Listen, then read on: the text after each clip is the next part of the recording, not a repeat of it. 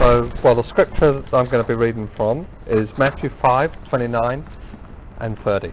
Okay? Now, I'm going to say something today which may be a revelation to some of you. It shouldn't be, since you're at Bible college, but it may be. There's two kinds of people in this audience today, and that's you, right? And there's those that struggle with sin and those that don't. Now, there's three reasons why people either struggle or they don't, right? Those that struggle with sin, they're fully aware of their own shortcomings, right? And they know that they're under constant attack, and temptation is an ever-present and unwelcome companion in their lives.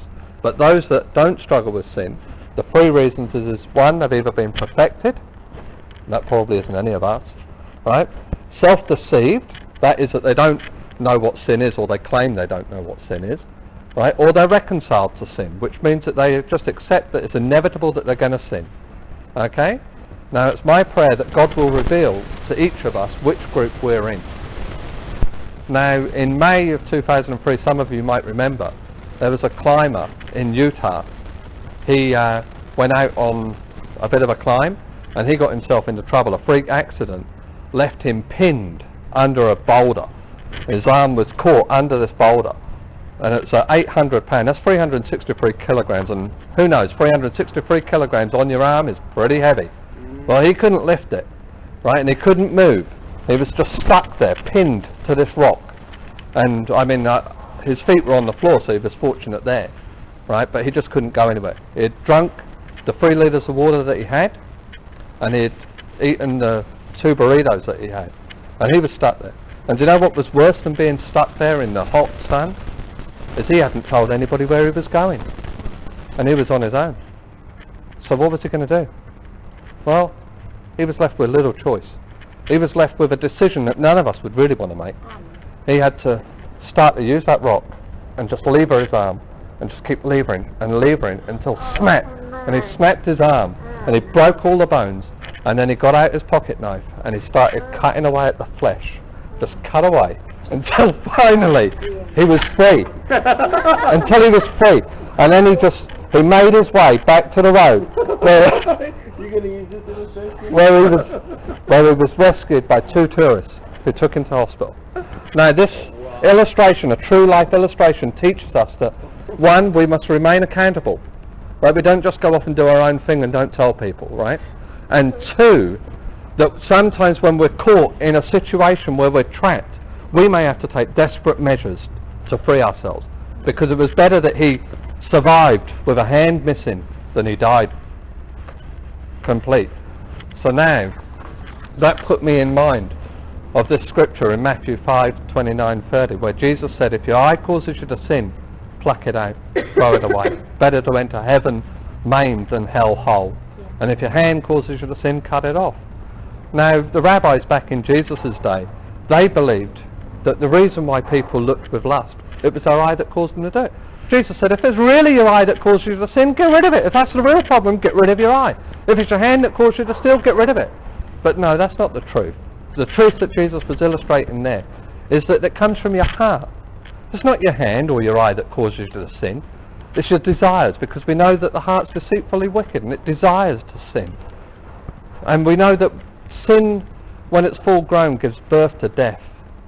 You know, and Jesus said, just cut it off. There's things that you don't need in your life. Okay, so Jesus set everybody straight about the real cost of discipleship. Now, I've heard many people say that Jesus wouldn't really advocate self-mutilation, right? But that puts me in mind of a quote that I heard from Ed Cole, who said that Israel's mistake was they treated God as though he was a man. And I think that's sometimes our mistake too. Now, I personally believe, as terrible as it is, the thought of having to cut your own arm off or pluck your eye out, right? Jesus was illustrating the sin and its consequences. And Jesus never did teach that sin would prevent you from inheriting a blessing. He taught that it would stop you from inheriting the kingdom. And Jesus said, don't let anything stop you. Even if it means that you have to maim yourself, don't let anything stop you from entering my kingdom, right? Jesus never taught that salvation was unconditional. I know that's a bit of a blow to some. Jesus said that salvation would cost. It would cost you your sin. That's what he died for. He died for your sin, right? Now, why did Jesus say an eye and a hand? What's so important about them?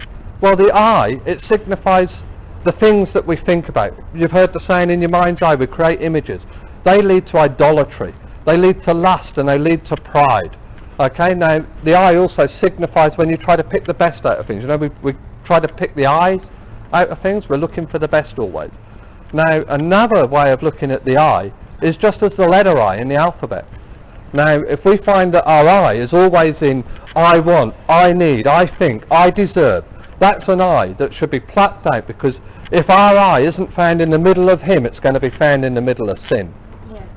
Now, what about your hand? What's so special about your hand? Well, your hand signifies your usefulness. It signifies your job. Yeah. You know, it's you, it's your identity. And that's what Jesus was saying. Don't get your identity caught up in the world. Don't get your identity in sin. You find your identity in Him. Now, so why didn't Jesus advocate just wearing a glove or an eye patch? Well, would have obstructing the view of Aaron's arm when he was trapped there have saved him? Oh, I've drunk all my water, I've eaten all my burritos, I just won't look at the problem. Would that have saved him? No, you'd have found a skeleton there one day. You know, so Jesus says, don't just obstruct your view, don't just ignore your problems, cut them off. Right, now, it puts me in mind of a story that I heard about an 18-month-old boy. He was staying at his grandparents' house. Now, his grandparents had left some bleach under the cupboard. I mean, I think you guys call it Jaola or something like that. Well, I mean, it's a chemical cleaning agent. Well, he went and took a mouthful of this, just a small mouthful, 18-month-old boy. 9 years later, after surgery, after many surgeries, he almost lost his life. He put his family and himself through a lot of agony for one small mouthful of bleach. And we say that small sins are no problem.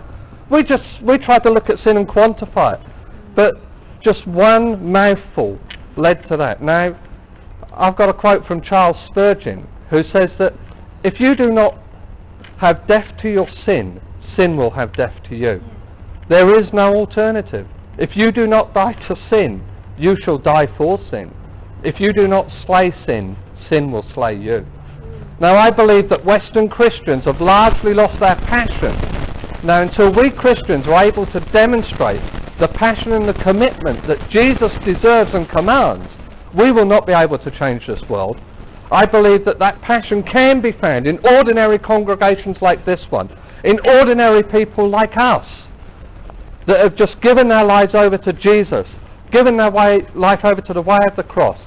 Today we encounter a Christianity that has become nothing but a mild religion. It fits fairly comfortably within the world's values. And they are, be good to others, be kind to your neighbours, be nice to your mother, live within the conventions, bathe between the flags. We don't know what to do with the way of Jesus that challenges us. The New Testament makes it clear that the way of Jesus is not some spiritual road that will lead to a nirvana. No, it's a place, it's a mistake for us to think that the Christian road is a comfortable one of self-fulfilling spirituality. The way of Jesus is a call to the cross. It's worth every sacrifice, and we shouldn't allow anything to stop us from finding our place within His kingdom. Amen. Right? Those that struggle with sin, I want you to be encouraged today by what the Apostle Paul said in 1 Corinthians chapter 10, verse 13. But remember that the temptations that come into your life are no different from what others experience, and that God is faithful. He will keep the temptation from becoming so strong that you can't stand up against it. When you are tempted, He will show you a way out so that you do not give in to it. Now, if the boulder of sin is pinning you down today, I urge you to take some drastic action to remove your arm. Right? Before your supplies may already have run out. Okay? You might be asking yourself if what I've said is true. Well, if you're involved with sin, can you afford to take the chance? If I'm wrong, I'll apologise to you in heaven. But if you're wrong, you won't even get the chance to say, I told you so. Now, I urge you, if you are involved with sin, don't receive God's grace in vain. For the grace of God, it tells us in Titus, the grace of God that brings salvation has appeared to all. It teaches us to say no to ungodliness and worldly passions and live self-controlled and godly lives in this present age. Please don't receive God's grace in vain.